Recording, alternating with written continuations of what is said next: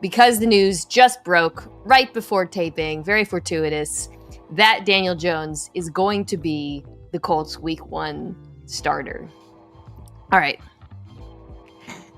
If Daniel Jones is named the starting quarterback for the Colts for Week 1, boy, does that show a lack of faith in Richardson, who they spent a top 4 pick on. It's bad for him because there's nobody out here that believes that Daniel Jones is a worthy starter for your franchise. Can you tell me a little bit about confidence and what that can do for a quarterback, especially when you come out like Danny Dimes, new home? Obviously, a lot of shit has been said about you. And then the first 2 weeks, you're playing damn near perfect football. Your choices, your options are all right. Your throws, all on the money. Your decision-making on when to run, seemingly right. You're taking huge shots, you're bouncing right back up. It's like, that's a great way to start a new relationship. After suffering through 4 seasons without a playoff appearance and an unsuccessful rebuild led by a bust at quarterback, things were not looking good for the Indianapolis Colts. Then came Daniel Jones, an addition that sparked more laughs than hope. But once the 2025 season kicked off, everything changed. The Colts began to win, and they didn't just win, they dominated opponents, all of a sudden looking like a complete team, with a staunch defense, an electric offense, and leadership that gives them the chance to challenge for a Super Bowl. This Colts turnaround was something no one saw coming, so let's take a look at why they have been able to do it and why they are so scary moving forward. Everyone knows that the most important position in football is quarterback. There's a reason it's the cornerstone of any franchise and why it's hard to find that superstar who can lead the offense to new heights. So when the Indianapolis Colts announced they would be entering the 2025 season with Daniel Jones as the starter, it didn't exactly inspire great hope in the Indy faithful. Jones was drafted by the New York Giants in 2019 with the 6th overall pick, a move seen unanimously as a massive reach, with several more highly rated quarterbacks still on the board.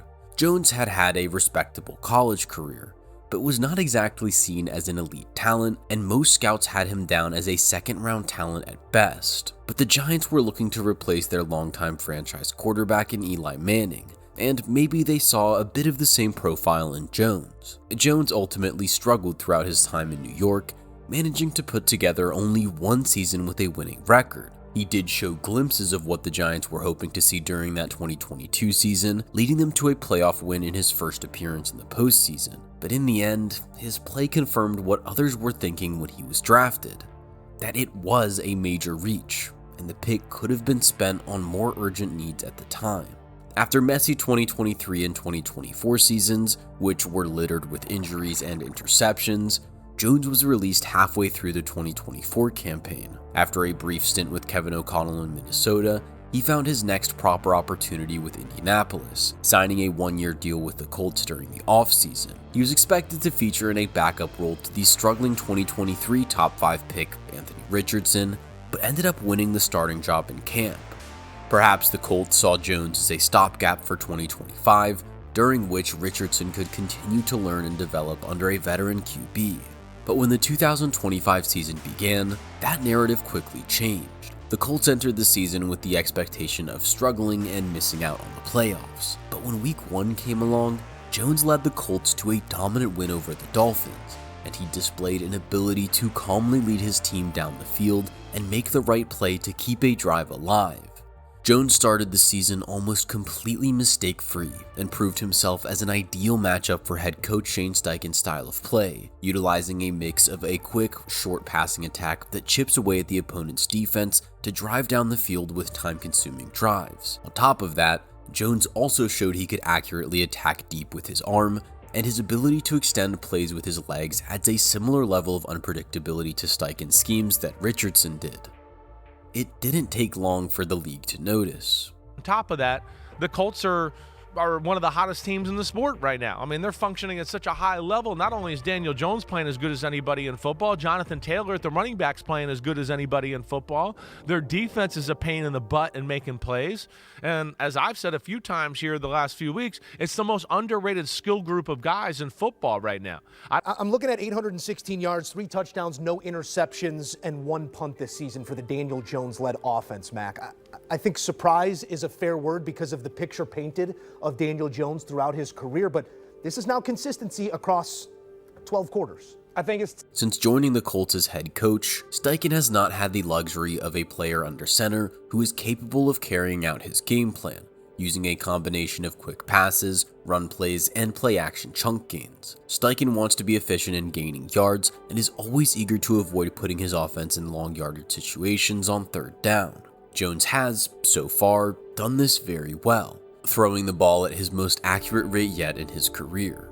The confidence Steichen has in Jones has also seemingly given him the self-belief to take risks when it comes to throwing the ball, and this was on display in Week 1 with the Colts up 20 when Jones threw a laser down the left sideline to Alec Pierce, perfectly in between 2 defenders. This is a side of Jones we weren't seeing in the latter stages of his time in New York, where too often he seems too timid to make the right play or take calculated risks. He also displayed his calmness under center against the Broncos, leading them down the field to a game-winning field goal, converting on third down while under pressure to keep the drive alive. But Jones is only one part of why this Colts offense has been buzzing. The tools that Jones has around him have played an important part in that, and he has a very talented arsenal around him, including receivers Michael Pittman Jr., Josh Downs, and Alec Pierce, as well as Tyler Warren, who have all started the 2025 season in good form. Pittman Jr. is the veteran presence among the skill players, having been drafted back in 2020. Unfortunately, he has had the misfortune of playing for some truly bad Colts teams during his tenure in Indianapolis and has caught passes from 8 different quarterbacks before Jones even came into town. Still, he has been a consistent pass catcher throughout his career, hitting over 1,000 yards receiving twice. His size and reliable hands will be something Jones can rely on going forward. Alec Pierce is another weapon in the receiving corps who has shown steady improvement since entering the league in 2022, and he brings a deep threat ability to the Colts that saw him lead the league in yards per catch in the 2024 season.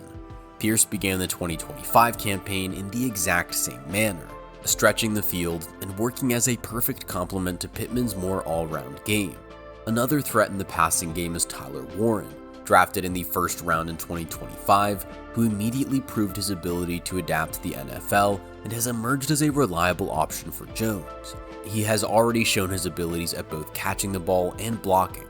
Warren was highly touted coming out of Penn State, capable of playing tight end, fullback, and even as a slot receiver. His best qualities are his hands and his ability to transition into a ball carrier, utilizing his physicality to make it hard for defenders to tackle him once he gets moving. This makes him a reliable option in 3rd and 4th down situations, where, if he can get open, he can secure the yards needed to keep drives alive.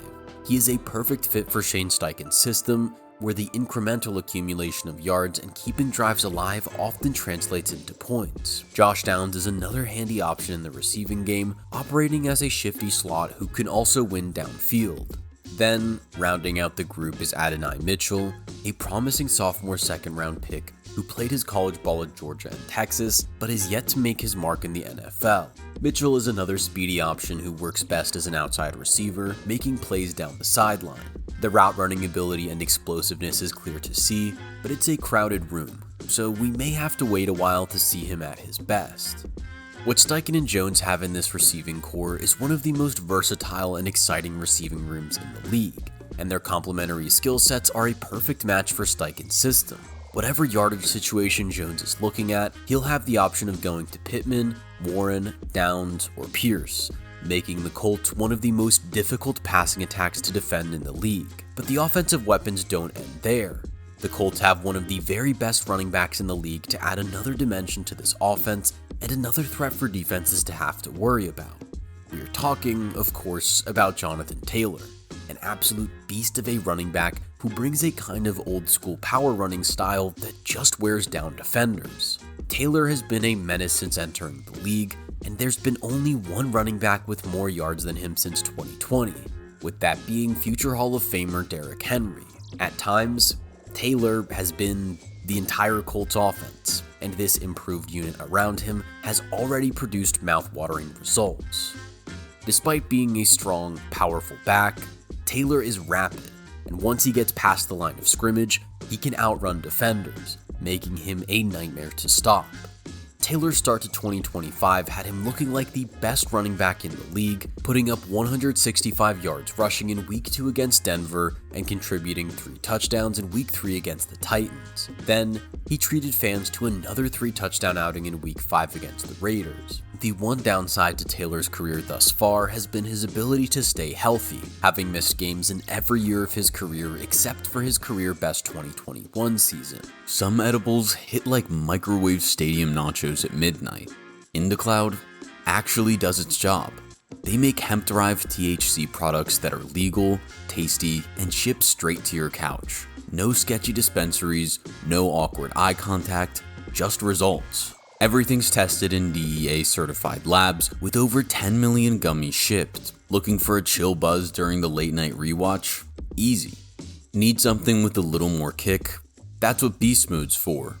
Whether it's trying to process Daniel Jones lighting it up for the Colts, or just zoning out after kickoff, IndaCloud delivers. Even $70 ounces. No gimmicks. If you're 21 or older, get 30% off your first order plus free shipping with code TDK at inda.shop/TDK. That's inda.shop/TDK, code TDK. 30% off, free shipping, and elevated evenings ahead. Big thanks to IndaCloud for sponsoring this video. Enjoy responsibly. In 2024, the Colts had to rely on Taylor a lot more because of poor play from Anthony Richardson, which led to a slight dip in his yards per carry numbers, but he still posted a very impressive stat line of 1,431 rushing yards and 12 total touchdowns. If there's one element of his skill set that could see improvement, it's catching the ball. Taylor has never been a big contributor to the passing offense, but that's partially down to his play style. He won't be relied on too heavily to contribute with his catching, but if that's something he does develop this year, that would just make the Colts offense even more ridiculous. With defenses having to dedicate attention to Taylor's rushing, more space opens up for Daniel and his receivers in the passing game. If Taylor can pick up 4 to 5 yards at a time and chip away at teams, it will make defenses' game plan against him much more aggressive, opening up play-action opportunities for Alec Pierce and company. The final piece of this Colts puzzle is the offensive line, because, as we all know, if you can't protect your quarterback and run block well, you're simply not going to see a lot of success offensively. Anthony Richardson didn't help anyone look good in 2024, but this line does have some quality and has looked much improved to start 2025. Quentin Nelson headlines this unit as one of the best blockers in all of football since being drafted. The rest of the line is young, but has already shown development year to year and has started the 2025 season looking like one of the best O-lines in the league.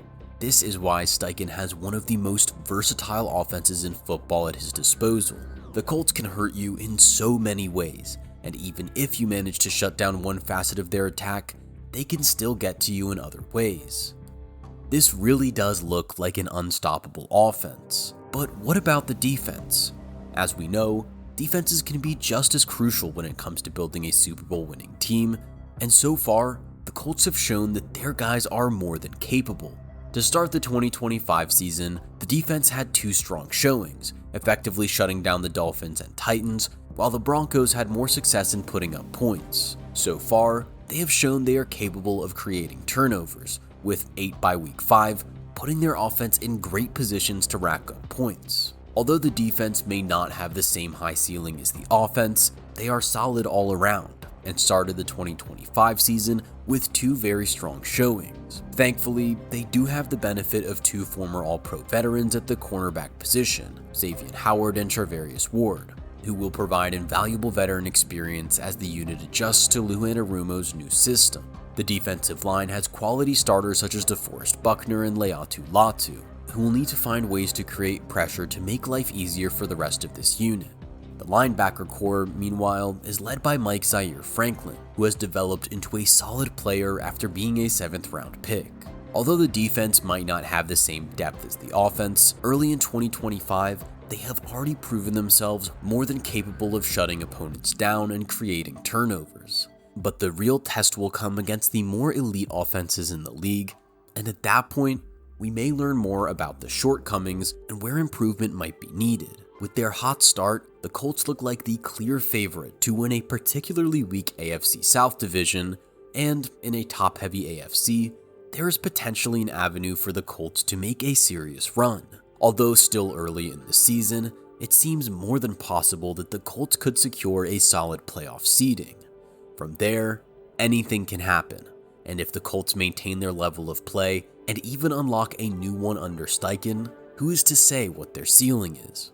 Right now, it seems like the Colts should be a playoff team and even potentially a Super Bowl dark horse. It's a new era for Indiana Jones and the Colts, and right now, it seems like the sky is the limit. But how far do you think they can go? Let me know in the comments.